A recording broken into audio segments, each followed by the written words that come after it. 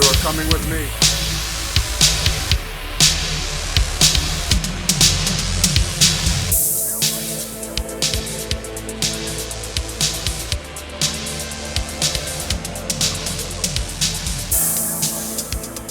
So I went to the store the other day and got the new Astra Militarum Codex. Brand spanking new. Like new rules, just this thing is like dense. Some stuff we definitely got to talk about, like Colonel Commissar Ibram Gaunt, main character of the Gaunt's Ghosts series, written by Dan Abnett, who used to do a lot of work for Marvel. He was actually, I believe, the co-writer or the head writer for the 2008 Guardians of the Galaxy reboot. So the modern Guardians we know is because of Dan Abnett. Oh yeah, I did not know that. He used to write X-Men. He wrote DC Rebirth's era of Teen Titans, which was a great era. Rebirth was a great time. But where was I? Oh, right. So in the last episode, I was pretty scatterbrained about, going from one topic to the next. That's a bad habit. But today we're focusing on a specific event, and we're going to start doing that for a while. Okay. Today we start back in what could be declared as the beginning, the rise of the Imperium, the return of mankind's glory. So, first things first, you've heard me just blabber about the Great Crusade, which was like peak Imperium. Like everyone had their shit together. Everyone was not on the same page, but everything came under the Emperor's vision, and they were just plundering the galaxy. He had, his sons, the Primarchs, with him. He had the Space Marine armies. He had the Imperial Army, which would eventually become the Astra Militarum. So, the Great Crusade is considered somewhat of a brief period. Only 200 years, a brief period. Yeah, 200 years. That's just a blip, which actually is in Warhammer because of how much happens within that span. It's just a splash in the ocean. Just like a teardrop in the ocean. A little bit. Okay, Zeech. So, it was a period in the early history of the Imperium. It lasted, according to, I believe, the Lexicanum, which is the Warhammer Wikipedia, and from other corresponding sources like books and whatnot. It's alleged to have started around 798.M30, which is how Warhammer does imperial dates. M30 means the 30th millennium.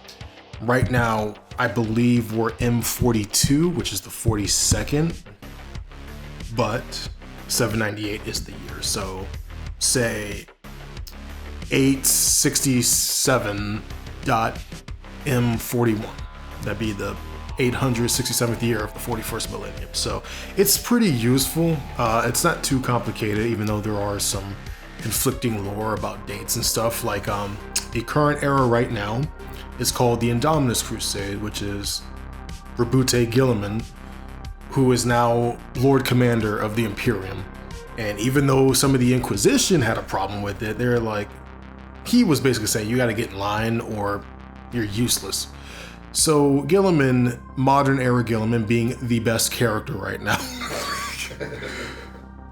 he has the Indominus Crusade, and originally the Indominus Crusade was said to last like over 100 years, all the way to the date that is currently in the lore, like what we would be following right now with the new books. But it was retconned in, I think, the Dark Imperium trilogy to say that it's only been 12 years, which is pretty insane because a lot's been happening, especially in the Dawn of Fire books and all the other stuff going on. And now you've got Abaddon with the Arcs of Omen. It's adding new playstyles to the game, so much more it's called boarding actions. It's very close quarters combat kind of scenario. It's almost like Kill Team. A lot of melee. A lot of melee, much scarier shooting if you're in closer range. First person, I assume. You mean First person shooting? oh no, it's on the tabletop. Yeah. You're probably thinking of Dark Tide. Yeah. Dark Tide, and then Space Marine 2 is coming up. That's third person. But let me focus back to the Great Crusade. It was an era of rebuilding, reunifying, rapid technological advancement. You know, the Mechanicum was with the Imperium. You had Night Worlds. You had Titan Forges. You just had, it was the GOAT era. It was the golden era. But it did follow a really dark period called the Age of Strife. So, the Age of Strife lasted 5,000 years. Damn. It was an age of techno-barbarism. Sounds like Night City. Night City would have been a paradise compared to this. Imagine, actually, you know what? Imagine Mad Max Fury Road, but give it that Warhammer flavor. That over-the-top violence and brutality mixed with cyberpunk technology. You know, you had people who were using bionics to be better with their weaponry and whatnot. But they were the weapon. They were actually engineering themselves to be the weapon themselves. in a way, yeah. There probably was a techno-barbarian king who was like that. But this was a time when the Emperor still walked among humanity. He kept to himself for a while. He probably foresaw this was going to happen and just said, well, now's my time. Rise and shine. Literally. So the Age of Strife, when we read the novels, or I guess when I reread them, or audiobooks, like I said, you'll hear what's called Old Night, which is the Age of Strife. They call it Old Night. It's that name, Age of Strife, Old Night, it's based on older imperial histories, but it's 5,000 years of that crap. 5,000 Mad Max years. Can you fathom how insane that is? That's terrible. Let me tell you something. It was a bad time for technology, you know. At this point, humanity went through the dark age of technology, which is when they peaked, like black hole cannons, like railguns, and all kinds of insane crap. Like humanity was the shit. Thing happened though. What's a common element in sci-fi that leads to the apocalypse?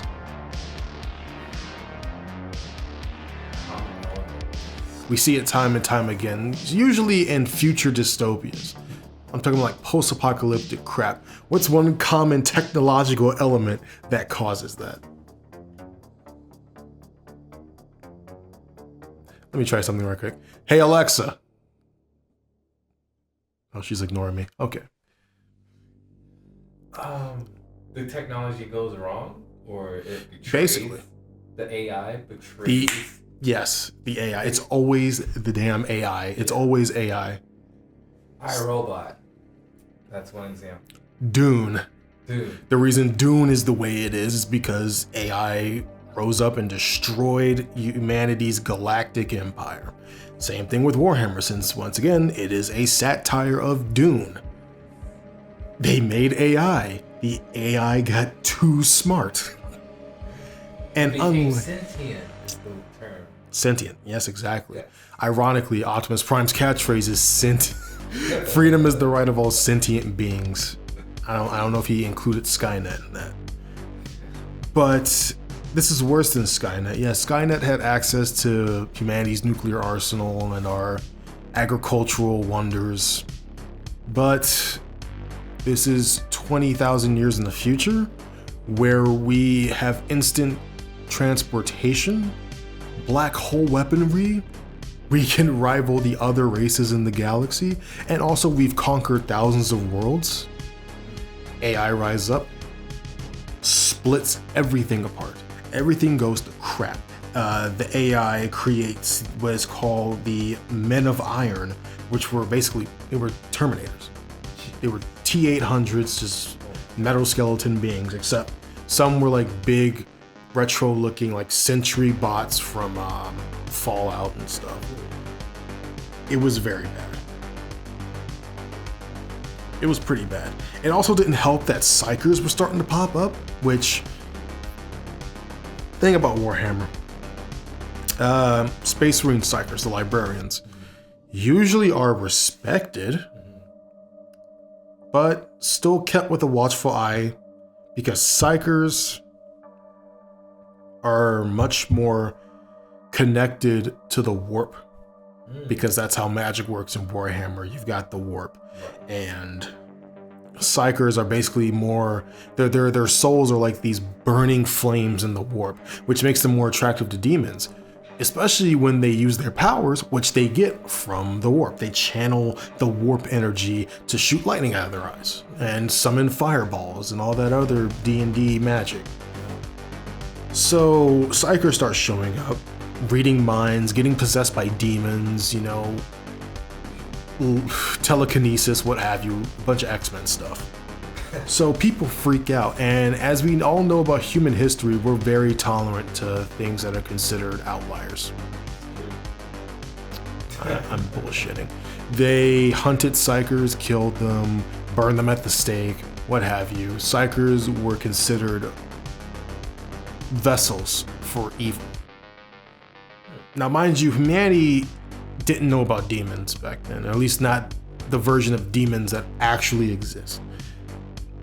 So they didn't think that when a psyker gets possessed or possessed by a demon, they think, oh, they're just schizophrenic, they're crazy. So, you know, stuff's not good. You got the AI, you've got psychers showing up. It's not a great time. Like, psychers strangely weren't very present in human history. There were shamans thousands of years ago at the beginning of civilization. Fun fact about that. Very important to the emperor. One of his backstories, there's theories. It's never truly confirmed because the emperor is a contradiction. His backstory, the most famous one, is that he was birthed from the mass suicide of 1,000 or 10,000 shamans and their souls and psychic essence collected into one being, which is the emperor. Which is why currently, as a corpse on the throne, his mind is shattered, his soul is shattered, because he's basically multiple people brought together as one. It's why he's so psychically powerful. It's not truly confirmed, but that's what I think it is. It makes sense. Yeah, it matches Warhammer's over-the-top brutality. Matches the war. It does. It's the right amount of flavor.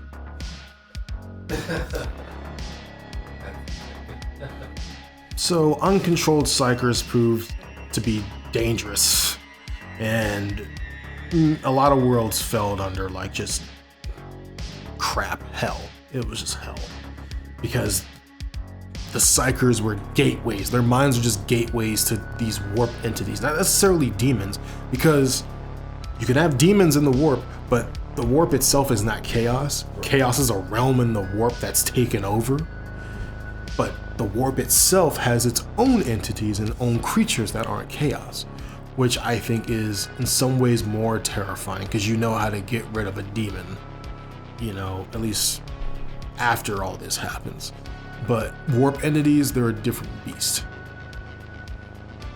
So basically, the age of technology ended horrifically, as widespread insanity, just a bunch of crap, you know, possessions, interplanetary wars between human factions. It really sucked big time.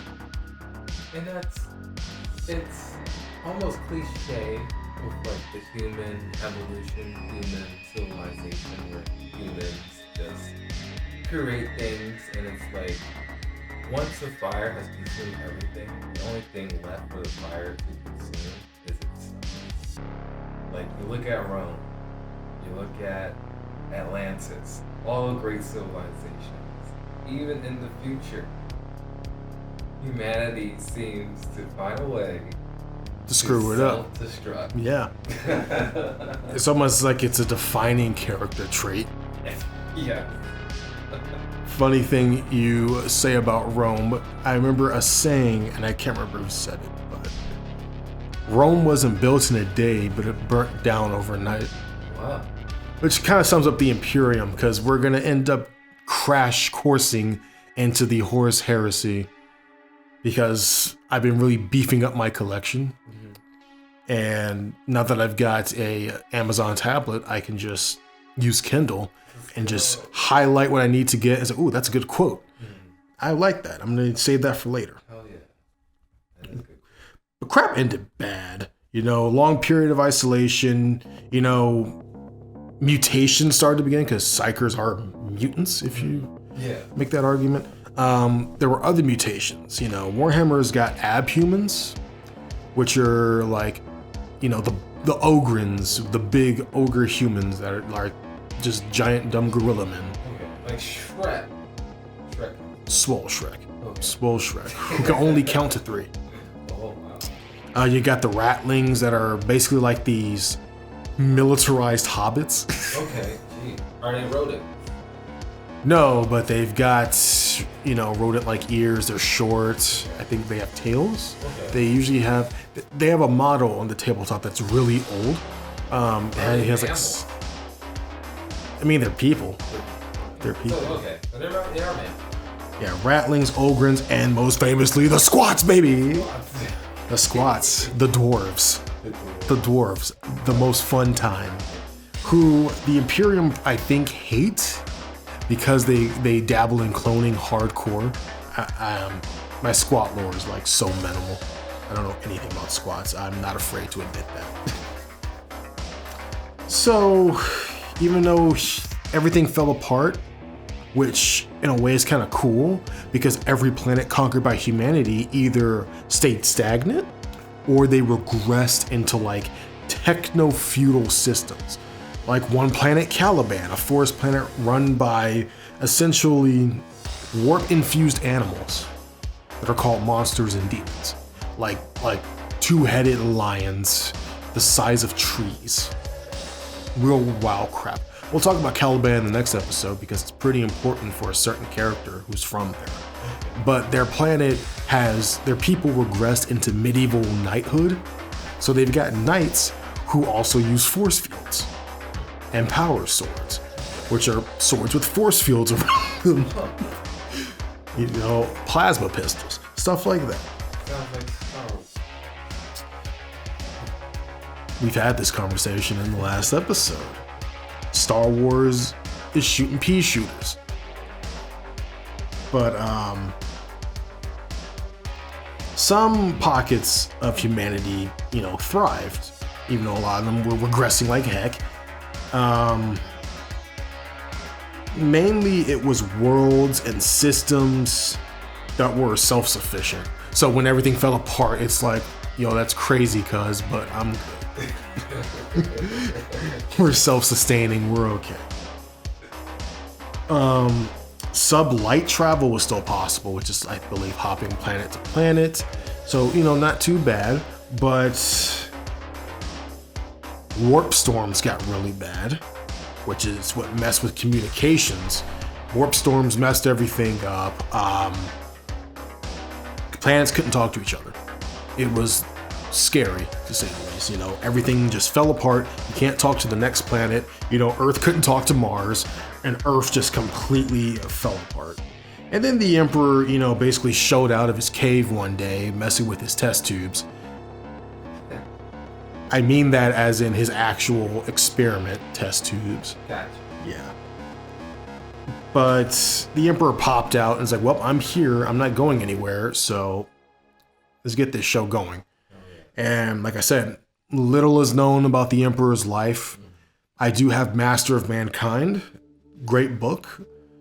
Does dabble into his backstory a little bit. We will save that for a later episode because the Emperor's backstory is contradicted on purpose. Okay. Yeah. So the man who would become the emperor appeared openly to the warlord struggling for control of Earth, or Terra. So it was at this point that the emperor was just known as just another warlord. But then he met a little friend named Malcador, who would become known as Malcador the Sigillite. And I believe I have a picture of Malcador to show you.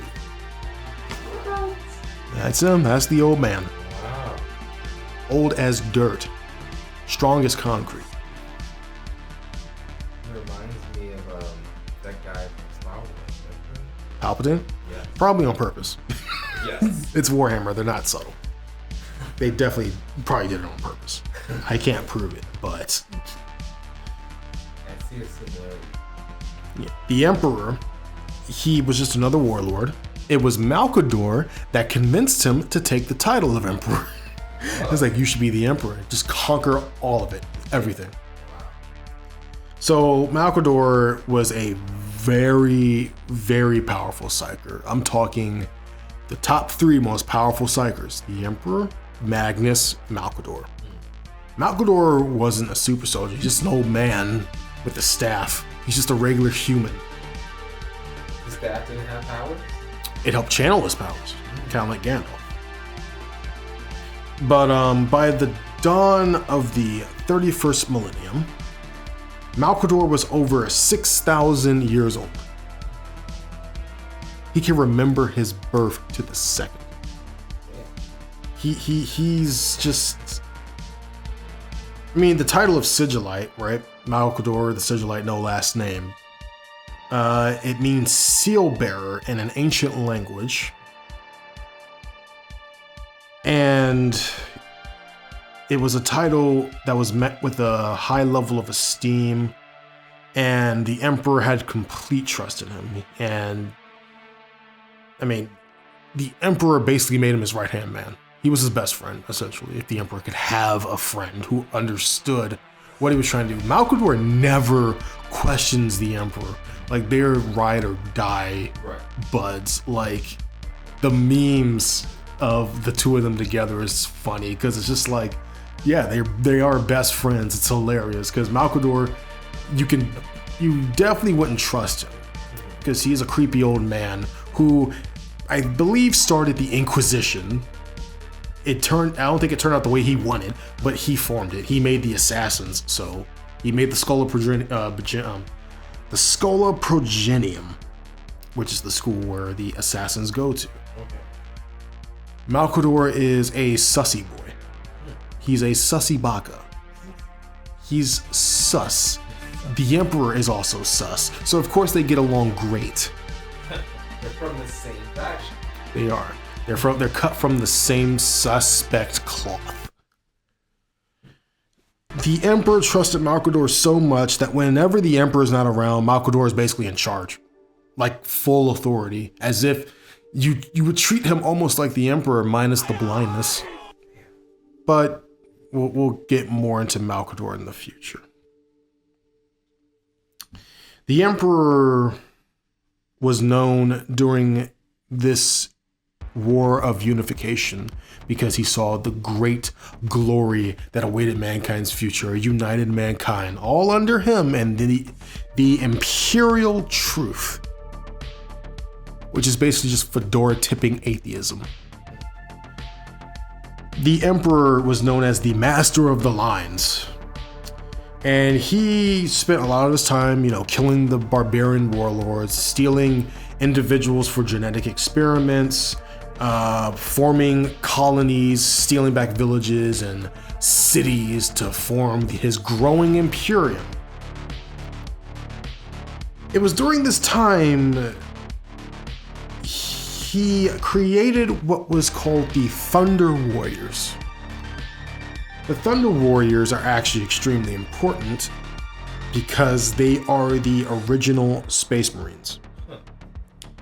I kid you not. Actually, I have a picture of a... And he created them. He created them hastily, mind you, like an iPhone. I get almost 300, future 300 Spartan soldiers. Exactly. kind of like that Roman kind of vibe. Yes. Yeah. Especially with the red. Yeah. That's their thing. They were scary. They're very Trojan.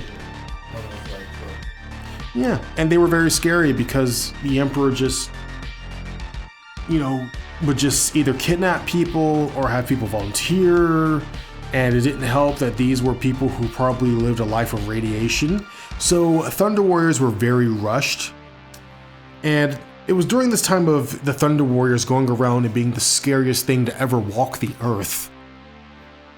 The Emperor met Amar Astardi, who worked very closely with the Emperor on his top secret projects, along with a woman known as Erda. Erda and the Emperor share a thing in common. They're both perpetuals. Now, I said in the last episode, Superman may kill the Emperor, but the Emperor comes back because he's a perpetual, and perpetuals are immortal. They're like never ending. It's like not Groundhog Day, but something similar where they die. No matter how they die, they come back. Yeah, the Emperor is one, Erda is one. I believe Malkador might have been one, which is why he was such a powerful psychic.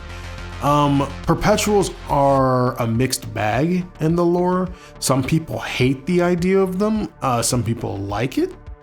Some just don't care, unless it's Vulcan. Yeah, pretty much. So Amar Astardi was a Terran scientist who served many warlords before the Emperor showed up. She's foundational in the creation of the Emperor's ultimate soldier, not the Thunder Warriors. She was known as one of the greatest genetic scientists of her era, or as in Warhammer, they call them geneticists. But her craft was only perfected once Big E showed up. Big E? Yeah, the Emperor. That's what some people call him. That's what a lot of people call him. Big E. Big E. Yeah. Big Emperor. Big Emperor. Big Papa, literally. 14-foot Big Papa. So yeah, Perpetuals, immortal, nigh indestructible. Some Perpetuals are a part of a pact, an intergalactic pact that wished to guide human evolution and the evolution of many species. So shortly after his pact with Erda and Astardi, the Emperor met someone named Ezekiel Sedan. I believe I'm saying that right. Sedan, I believe. I could be wrong. But this is the guy who would perfect Amar's Black Carapace, which was a type of armor that is very commonly used today. It's what the Imperial Guard use. It's what's used under power armor a lot of the time. It helps connect power armor. It's very durable. It makes power armor more fluid, so it moves like it's your skin instead of just being clunky power armor from Fallout. Would you say this is the standard? Yes, nowadays it is the standard. So, the Emperor undertook a lot of campaigns against the warlords. It became known, once again, Unification War, or Unification Wars. The Techno-Barbarian, it's the name given to warriors who battled for the ruins of Terra, formed troops, just complete armies, and it was like, Fist of the North Star? Yeah. The Emperor's kin, except, an asshole. And it's basically like that. You just got a bunch of insanely powerful warlords with their own armies and their own stuff going on.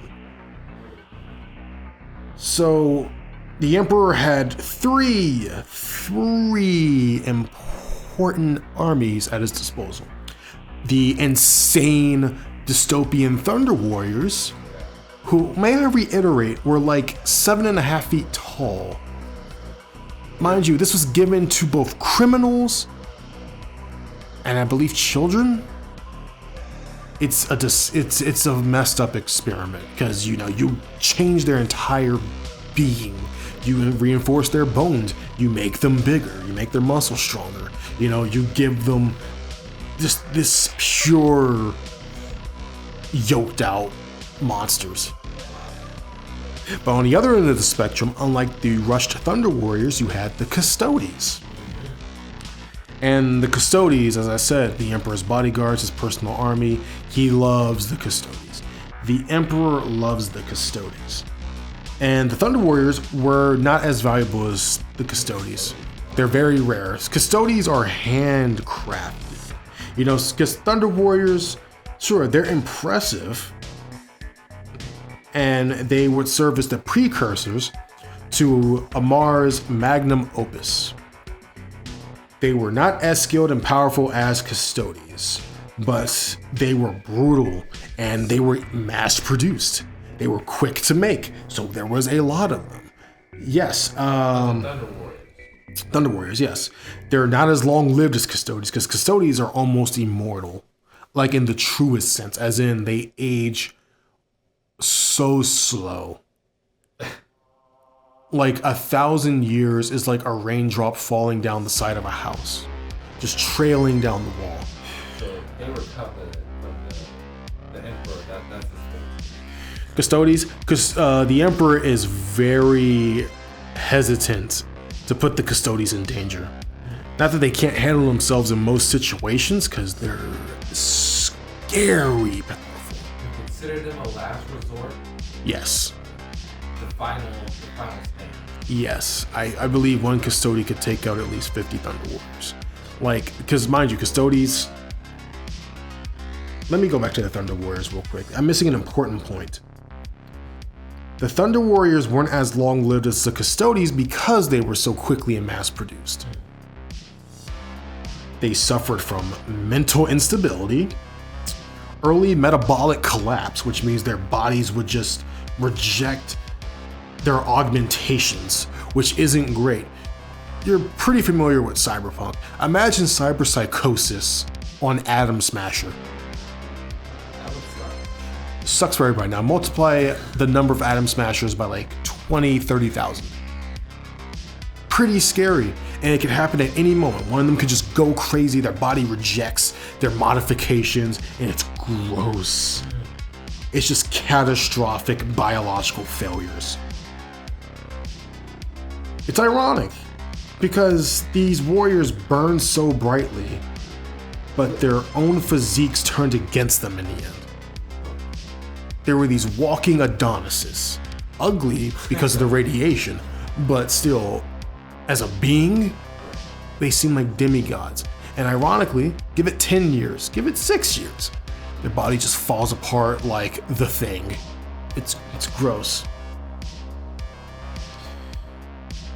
But the Thunder Warriors were identified not only by their towering stature, but the badge that they wore called the Raptor Imperialis. It was a symbol for the Emperor and the Imperium during the Unification War and the Great Crusade. It was used as a badge for the Thunder Warriors mostly, but eventually it got adopted by the other armies like the Solar Auxilia. As wars raged on throughout time, that Raptor Imperialis badge became special because it indicated that the wearer fought alongside the Emperor at some point. So it's basically only used when someone wanted to clarify, I fought with the Emperor. Now, it was usually used during the Great Crusade. The Imperial Fists used them, because the Imperial Fists are pretty cool, and I'm sure they're one of the Emperor's favorite lieges because they're Primarch's Rogaldor. But I always butcher this name. Uoma Candawire. Candawire. Yes. She was an early Grand Provost Marshal of the Adeptus Arbites, the Judge Dredd police officers. She was also a High Lord of Terra. She remarked on the Raptor Imperialis, and I quote, "I argued against this image," she said thoughtfully. "I told them it set the wrong tone.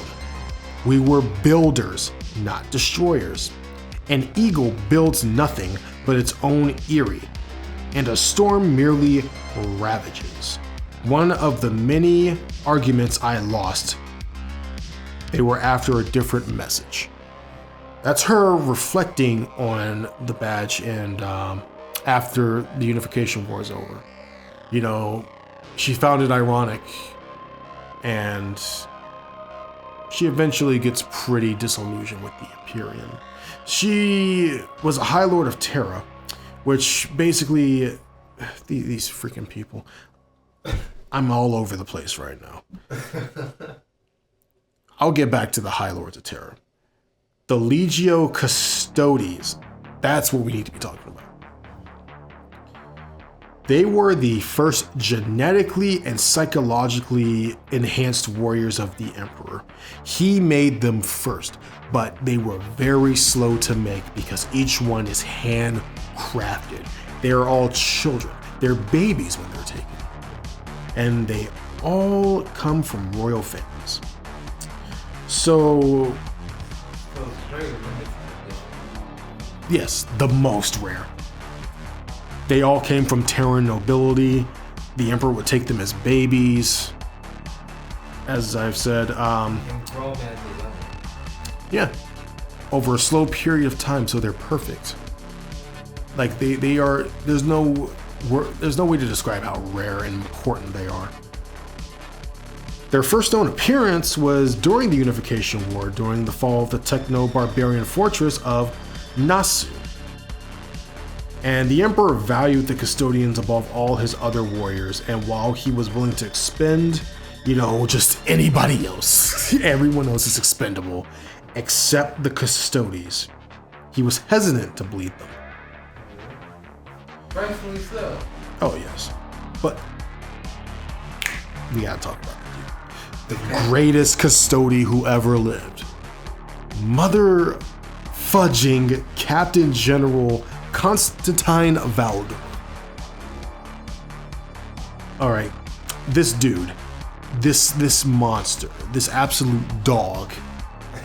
He was known as the Emperor's Spear, the first of the 10,000. If I ever did a top 10 list for 40k characters who had that dog in them, Valdor's at least number 3. At least number 3. At least number 3. It's high praise. Oh, are you kidding me? The dude is literally on par with Primarchs. A lot of the Primarchs have to put respect on his name because he is their brother. He is basically their brother. So, Holy cow. I'm not gonna lie though, I think I might make that list because easily number 2, Perturabo, at least number 2. He may be number 1. Perturabo, we'll talk about him next episode because Perturabo is that dude. All right. Woo! So, according to Amar Astardi, Valdor's original parents were killed by the Emperor. And the Emperor literally scoured continents to find him. He's like, find me that child. Because once again, the Emperor can see the future. He knew who Valdor would become. He's like, I need that kid. Hey, oh my god. That reminds me of freaking that lady from Resident Evil Village who was just looking for that baby. Mother Miranda? Mother Miranda? You mean not Wesker? Okay. So Valdor himself knows not much about his past before the Emperor took him. Which makes sense, he was a child. So Valdor is commonly accepted as the first custodian ever, which why he's called the first of the 10,000, why he's the greatest and why he's their leader. He was the highest praised, I think out of all the people who was considered a son of the Emperor, I think Valdor was like an actual son to him. However, Valdor isn't sure if he's the first custodian or if he's simply the first successful one. Because given how long it takes to make them, I'm sure the Emperor fucked up a lot. Yeah. Fun custodian fact. They have a ritual. It's to create recognition of truly amazing feats. So it's usually done so by giving the Custodes another name to add onto their names. And these were added to the Custodes title to represent their actions they performed in service to the Imperium and the Emperor. And these names were inscribed inside their battle armor as marks of individual pride. Remember that. Basically, every great deed a Custodes does, they get to add a name to them. Like a badge. Yes. It just shows how unique they actually are. Each individual. Yes. So they're all on their own private mission, their own private quest. Yes. So you have the Thunder Warriors, you have the Custodes, you had the Imperial Army, who are just regular people signing up to help or being enforced. The Emperor realized he needed a permanent and stable solution to create the Imperium, to have future enhanced warriors, because the Thunder Warriors ain't looking so hot. So the Emperor, from all the settlements, all the kingdoms he brought low, he would raid geneticists and savants and just geniuses in all scientific and medical fields, and brought them to his genetic laboratories under his fortress in the Himalayan mountains. The Emperor took the Himalayan mountains and brought them down to create the Imperial City. Needless to say, the Himalayan mountains are like the biggest mountain range in the world. But in Warhammer, they're called, you get this, the Himalayan. The Himalayan. I don't know. Warhammer. But the team the Emperor recruited and brought back to his palace will become known as the Imperial the Imperial Biotechnical Division. They're gonna make some great stuff. So the war rages on, victory is close. Almost everyone is finally unified under the one rule of the Emperor. And with this achievement nearing his grasp, the Emperor etched plans to take his purpose of uniting mankind out into the great stars. He's ready to explore. Oh, he's got plans. He's plotting. He's scheming. Wow. He wanted to just not... He didn't want to just reunite Earth. Earth would be the HQ, the Holy City, the Vatican City, if you will. Ironically, given the Emperor's an atheist, but has heavy Catholic vibes going on.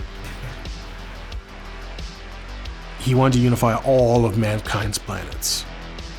All the ones that fell or were self-sufficient, so they were like, we don't need you, but whatever. And also worlds beyond, because he, say what you will about the Emperor, but one thing is true. All he cares about is the utter superiority of mankind. That's all he cares about. That's all he wants. You have no idea. By any means necessary. That means complete compliance, which, when we start talking about the Horus Heresy, the Emperor didn't do such a great job. Propaganda helps, though. But that journey is what will become known as the Great Crusade. All right, so let's pay off a Mars genius. In order to press forward, to start this great plan, the Emperor had to cut a piece of his past loose. So it was time for Amar Astartes' ultimate gift to the Emperor to be revealed. So the Thunder Warriors have been created solely for war and weren't well suited for anything else because they were insane barbarians who murdered civilians. There actually came there's a short story by Graham McNeil called The Last Church. I think it was Graham McNeil. It's a short story. It's really freaking good, man. I think it should still be on YouTube. It's like 50 minutes. It's really important as a character story for the Emperor. Origin? No, but motivation. Yeah, understanding the motivation and what drives him. I think I just spoiled it. But there's a scene where there's a revolution going on in, I think, France, which is called something different in Warhammer. I think it's called the Franks or something. It's Latin stuff. But this revolution is like hundreds of thousands of people revolting against the Emperor, protesting and whatnot. And I think like only 1,000 Thunder Warriors show up in the great distance of the mountainous range. Remember bolters?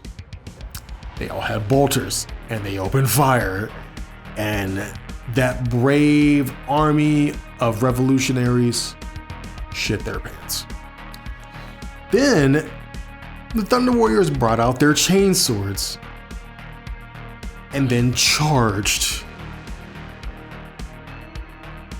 Oh my God, it was disgusting. Anywho, not the kind of guys you would want in a peaceful era. Because what do you do with them?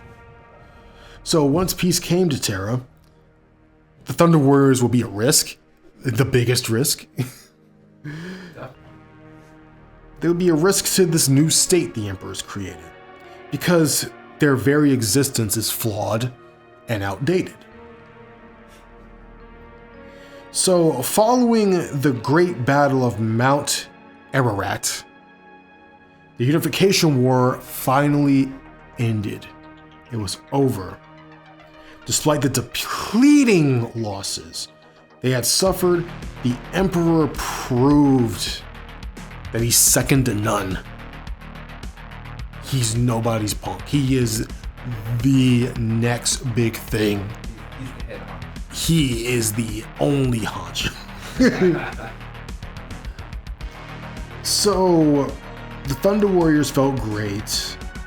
You know, they were feeling amazing, but that pride was short-lived when hundreds of custodians had approached them and would be confronted by a Mars surprise. It shouldn't be a surprise who it is. They're the poster boys. They're the perfected warrior, allegedly, second only to custodians, and are so much more stable than the Thunder Warriors and got cooler armor to boot. They were the legions. These legions are legend, and they spare no foe. They are the angels of death, the guardians of mankind, and the slayer of her offenders. To solidify a Mars legacy, they're named after her. The Legio Astartes, the Space Marines. Oh, Man, remember I told you I was a Dark Angel simp? yeah. They're the first Legion ever made. They're the OGs, and they deserve to brag about it, even though they're too busy being depressed and self-destructive. That's a joke, but... So the first Legion, eventually known as the Dark Angels, went to kill the Thunder Warriors with the Custodies. It wasn't great. The Thunder Warriors stood no chance. They were completely flabbergasted. And needless to say, the Custodies being there too was basically overkill. It became known as a massacre to some who knew about it, because not everybody knows about it, because it's a bad look. So it's been kept under wraps thanks to the help of, oh gee, I wonder who, Malkador. Son of a bitch. Oh,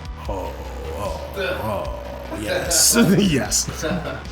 So, Kandawire later lamented on what was basically mass execution. She claimed it as it was just a continuation, just a breath. This is routine killing, the unskilled business of humanity. we haven't seen the last of it.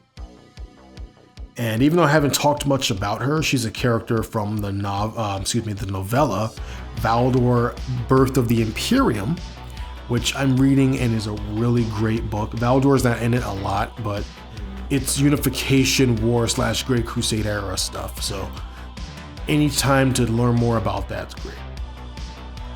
Surprisingly cheap too, for getting as both Kindle and Audible, which was great. It was like, I think $16 for both together as a bundle, which I think that's what I'm going to start doing, because I used to just I have 80 Warhammer books on Audible, and I've got like 20 on Kindle, and I've started getting both the Kindle and Audible bundle. Is so much cheaper. It's great. And it's nice to mix it up. Oh yes, we're way off topic, but one more thing.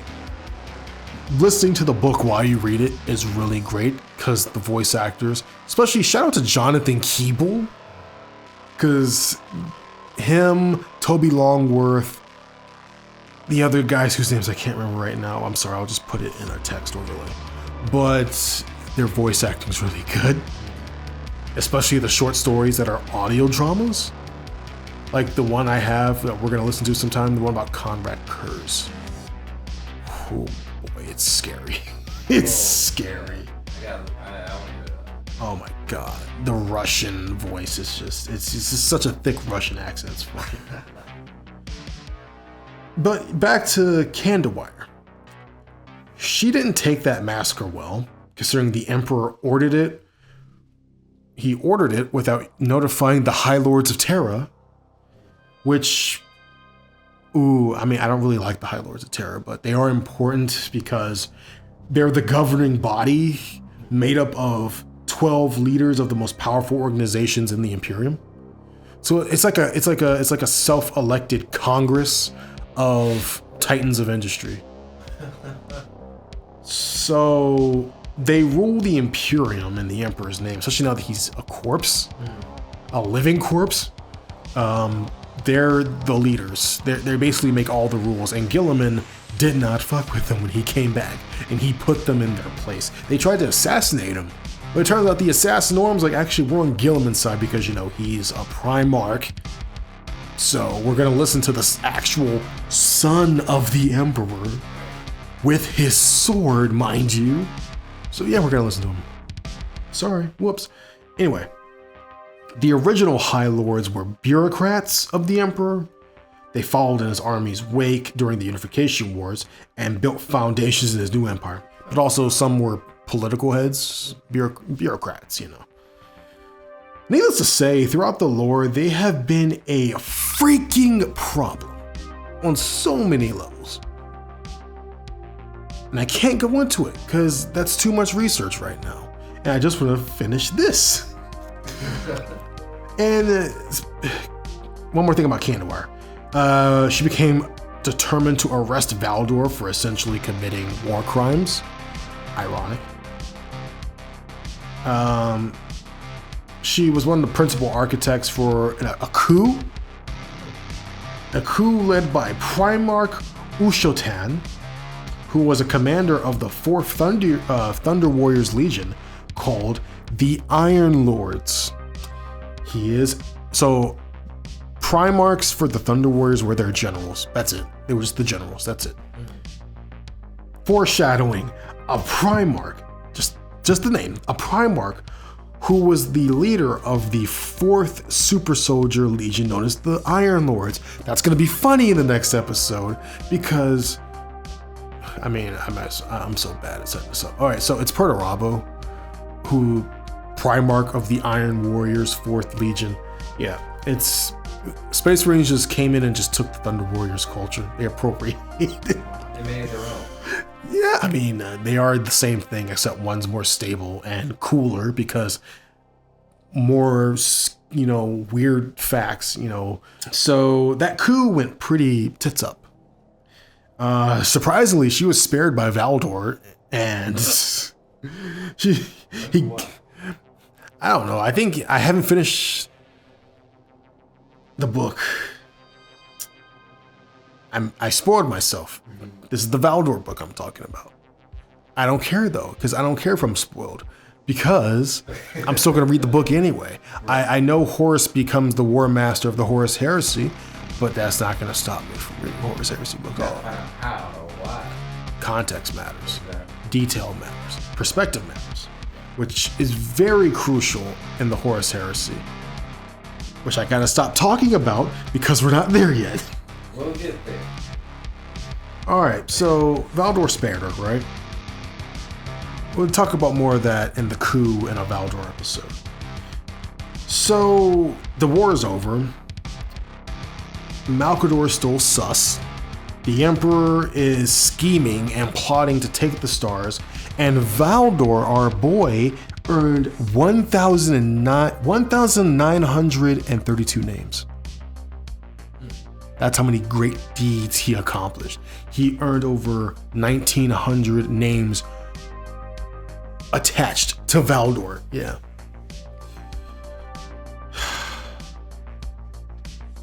So now we spiral into the Great Crusade, which we'll talk about next time. But man, that is when stuff pops off. And to carry out the Great Crusade and reunite all the scattered worlds of mankind, the Emperor used fun thing, a special astro-telepath corps, which they're mutants who have third eyes. They're usually used on Imperial ships to send messages back and forth. Telepathically? Yeah, basically. They send it through the warp. It's very feudal, but also pretty gothic. Futuristic. It's pretty cool because it's like email, but with people whose lives you're gambling with. It wouldn't be Warhammer without that, wouldn't it? So together, this astro telepath core that create are used to tell messages between planets and ships and systems and whatnot. Eventually, the Emperor made the Astronomicon, which is a super powerful signal powered by the Emperor's psychic might that helped send these messages and also help ships navigate the warp. Because as we just discussed, the warp is space hell. The warp, traveling the warp is worse than death because you may get stuck there and never die. The warp,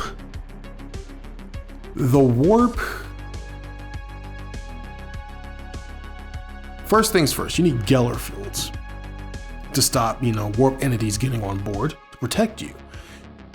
Also, if you want to send messages through the astropaths, the astropaths, it has to go through the warp, which can get jumbled or lost, or even worse, be intercepted by a being that will then possess that astropath. So the Astronomicon is that central hub made of the Emperor's psychic will that allows those messages to travel and whatnot. Oh yes, and astropaths, if I think correctly, are treated with more respect than regular psychers because they're specially trained and they're also just extremely vital. Because they form the Imperium's just immensely, stupidly vast communications network. And they're, vital to keeping the worlds collected, because it's the only way you can talk to people because they're not going to use, the internet. The internet's not a thing anymore because AI. Right. Anything relating to AI is considered heretical and worthy of death. Man, it's real bad. So perhaps the greatest result of the Emperor's pursuit to greatness was his top secret project with the aid of Erda and his geneticists. Speaking of Erda, she's very important because the Emperor took her genetic material and his and fused it together 20 times. 18, psych 20. Let me clarify. So the Emperor's attention was on the largest scale stuff, the biggest scale stuff. He comprehended things that we never could. Because he's playing 4D chess all the time. He needed generals to lead the Space Marines. He didn't want to trust strangers. He didn't want to risk creating new Thunder Warriors. So to complete this task, he and Erdo created 20 sons. Technically 18, because 2 of them are erased from Imperial history because they did things so bad that they're dead. These 20 demigods, each carrying a shard of the Emperor's personality, appearance, and flaws. These 20 sons would become the pantheon of Warhammer 40k and shape the lore for all stories to come from their wake. I'm talking about the big boys, the Primarchs. That's right. Next episode's Primarchs, baby. It's Primarch time. Yeah. Dude, we get to talk about, this is why I really wanted to get to freaking Primarchs. Next episode, all Primarchs. So, what'd you think of the Unification War, my disjointed retelling of it? I think interesting. I think it's a good foundation. It's something that's hard to talk about because there's not a lot of books get just dedicated to it. It's not like the Great Crusade where each Primarch got a book, except Horus, because you can't delve too much into Horus because we gotta remember he's the main villain, and we get his character from the Horus Rising book. But each Primarch book, it's part of the Horus Heresy series, but they don't take place during the Heresy. They're all during the Great Crusade, which is important actually, because it gives more understanding to the Primarchs. Like Vulcan's book is really good, just because salamanders don't get enough love. They're really good. They're good boys. You know, I recently finished the Jagatai Khan book. I think I understand him now. At first, I was kind of like, you know, he seems really cool, but I don't get him. Now I get him. You get why he is It makes me respect him even more now, because I know how he is the way he is. It's like, you know what? I think he's the Primarch I would side with if things went tits up. Because I'm reading the Perturabo book, and I relate to Perturabo pretty hard because of the frustration and thinking a million miles a second. Also, the Lionel Johnson book's pretty good. Haven't made it through the Lehman Russ book yet because, funny enough, there's a lot of Dark Angels in it. It's funny. Angron's book's pretty good. Yeah. It's really good so far, by Ian St. Martin. It's really good. And the great thing about all these books, they're all available on Kindle. Audio. On Audible, yes. And also Games Workshop's Black Library app, which is probably where you should buy it because it goes directly to Games Workshop, but they also have a deal with Amazon, and I buy my 40k books through Audible and Kindle, so it is. And the voice act. Dude. Top tier. Because you gotta listen to. Oh, dude, you have no idea for the insanity you're in for. You have no idea the ride I've hijacked and enforcing you to ride shotgun. You're gonna be 6 episodes into this and being like, this is a lot. This is insane. But hot damn, I love it. I love it. Yeah. You just gotta get a little taste. Oh, of course. But that'll be until next time. Yes. So, this has been episode 2, technically episode 1, of Voxcast to Nowhere. This has been Horace and Dohvah. And until next time, take care.